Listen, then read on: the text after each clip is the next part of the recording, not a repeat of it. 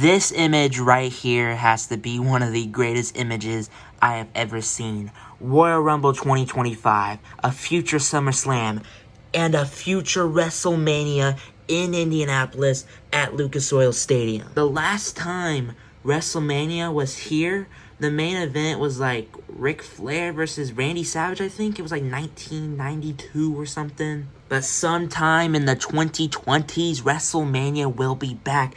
And it begins with a Royal Rumble. And they announced this slew of events coming to Indianapolis the same day that Monday Night Raw will be live at Gainbridge Fieldhouse. Every time WWE comes to Indianapolis, you know I am not going to miss. So yeah, I will be at all three of these events.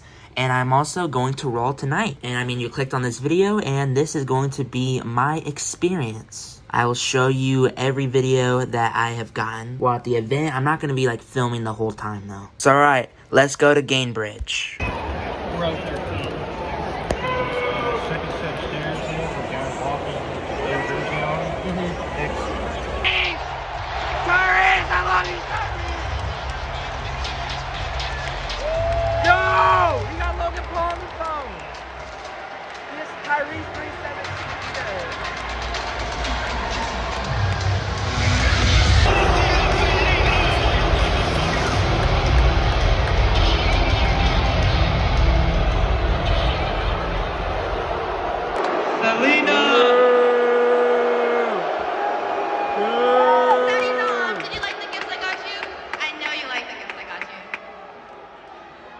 Yes, I got the gift.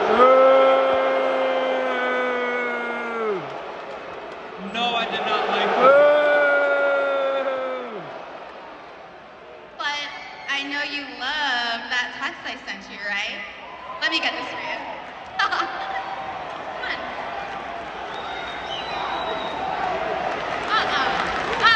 What is going on here? Stay here! Run away, Gable!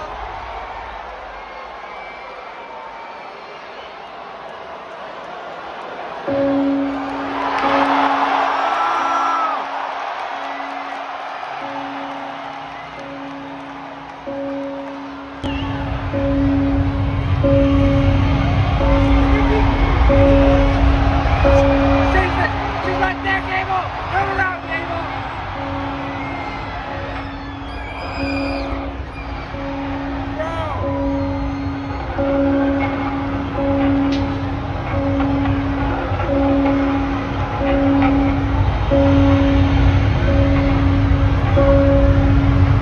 Run away, Gable! Okay, I think we should be safe. We want Pat. We want Pat. We want Pat.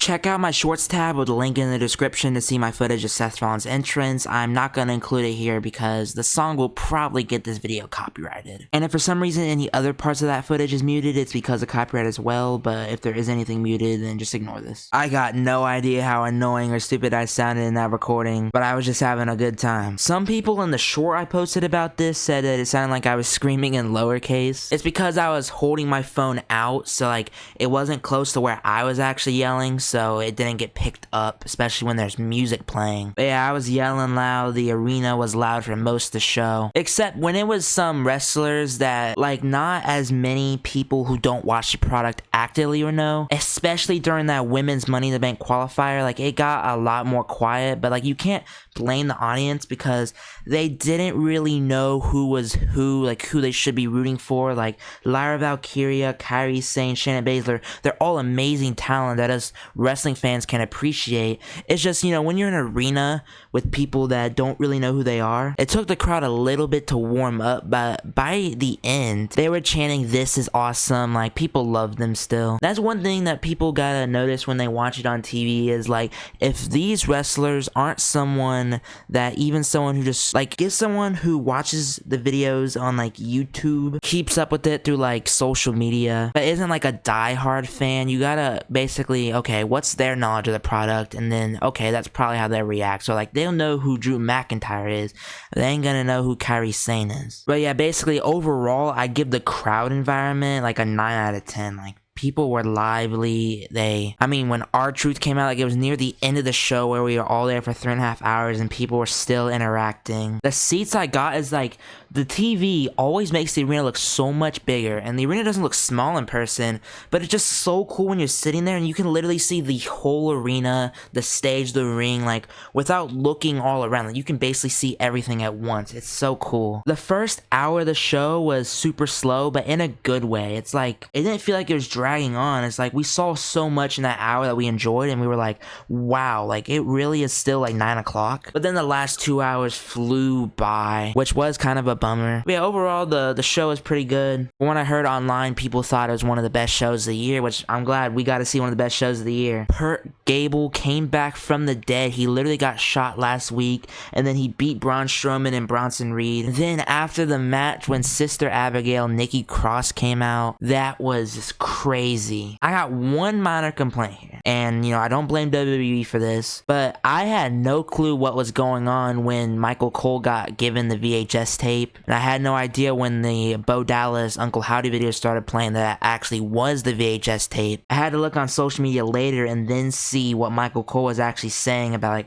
what is this, like a VHS tape? I'm gonna give it to production truck. Like there's no way to hear that at all. Like I wish for stuff like that, when like the commentary actually matters to what the story is going on, that like Cole grabs the microphone, or like you put his headset on the speakers for the arena. Also when Tyrese Halliburton got shown on the TV, I was going crazy, bro. I love the Pacers so much. When I'm in the crowd, I'm over exaggerating my expressions because I like playing along. Like I'm cheering the faces, I'm booing the heels, even if I like the heels more. I'm just like literally just playing my role. So I went way over the top for Tyrese Halliburton, bro. I mean, what else was I supposed to do though? He's my glorious king. That's like one of those things where I wish that The Miz had like his headset playing through the whole arena. Yeah, that was really cool to see Tyrese. Huge WWE fan. Pat McAfee wasn't there, and we all thought that he got by Uncle Howdy, but no, that wasn't true. Unfortunately, his father-in-law passed away. It like happened at like the perfect time where we thought it would have been storyline. I mean, like perfect time for him to not be there. There's never a perfect time to lose a loved one, and my condolences are with Pat and his family through what must be a tough time. But yeah, though, like in Indianapolis, him not being there is like, damn. But we're getting the Royal Rumble, SummerSlam, and WrestleMania, and Pat is surely gonna be at those events. I gotta thank Pat McAfee, bro, because he was like the main contributing reason, because WWE never gives major events like that to Indy. Like I bought tickets to SummerSlam in Cleveland because I was like, we're never gonna get one of these events. Like they never come here for anything more than Raw or SmackDown, like once or twice a year, and then every 7 years they come here for a pay-per-view. Like our schedule for pay-per-views in my lifetime, I was born February 2008, so we had SummerSlam 2008. I was a newborn child, so obviously I wasn't going to be there. We had Survivor Series 2012 where the Shield debuted. We also had the Monday Night Raw where the Shield broke up, and then the Monday Night Raw where they reunited. That's definitely not a coincidence. I think they realized what they were doing. And then we had Clash of Champions 2016, and then 7 years later Fastlane 2023. So like it wasn't gonna ever happen without Pat McAfee, and just like thank you so much, Pat. I'm going to all these events, and it's so cool because I was like, I'm gonna be 30 years old by the time I get to go to WrestleMania, because I'm gonna have to travel out to a whole nother city that's likely like LA or like Dallas. It's where they love to go all the time. But no, it's really gonna be in my home state. Now back to talking about like the regular card. When Liv Morgan came out, bro, I just get like secondhand embarrassment from this Liv Morgan storyline, bro. I know she's trying her best, bro. It's like, it's just so cringe. It's like, Daddy Dom. But when we started that sloppy seconds chant, bro, that was so funny. Sloppy seconds. Sloppy seconds. And then that bastard Dominic had to attack his father. We go on to the main event, World Tag Team Championship. I thought there was no way that the Austin Truth was gonna lose to the Judgment Day, the people that they beat for the titles. Nope, they did. I don't think Finn Balor and JD McDonough will be champions for a while. I could honestly see them running it back for SummerSlam, which I know a lot of people are gonna be polarized with that decision. I mean, I like it. I like the Awesome Truth. I don't care about what people are saying on Twitter. I'm not gonna get gaslit into thinking that R-Truth and The Miz aren't good wrestlers. They're some of my favorite of all time. So I'm just hoping that they're on the card some way. The Miz deserves to be in Cleveland. But yeah, new World Tag Team Champions, which is crazy because we saw new Raw Undisputed Tag Team Champions at Fastlane. So that was a really cool surprise. Like, wow, we got to witness new champion. And then the show ended. We made our way home. Traffic was actually pretty good. Like, if you're coming here for one of the big 3 shows that they're having, you're not gonna be complaining. Like, I'm pretty sure you're gonna love Indy. If you keep your expectations normal, like, don't expect the same experiences if you're going to LA for WrestleMania. But I think you're still gonna love the city. People are great. Environment's great. It's one of the best cities in the Midwest area. And yeah, I just can't wait to come back for more of these shows. My WWE Raw experience was 10 out of 10. What it usually is. I once again didn't take much video or photo because I took a lot at Fastlane, and I kind of realized that like it devalues the experience in a way, and also not many people are gonna care about my footage. So I'm like, I'm just gonna get a couple bits where we showcase the crowd so I can put it in this video, and that's it. And then I just commentate over my experience because that's the most value you can get out of this. Hope you guys enjoyed this video. If you did, make sure to click the like button and hit the subscribe button, and I will see you guys in the next video. Peace. I wish I could have it my way. I don't really know who's to blame, but you said you were giving me space, then forever went away. Hey, at night in the garden I roam. Since the day you left, no flowers grow. My skin's gone purple from the cold. I hate you, but I think I miss you more.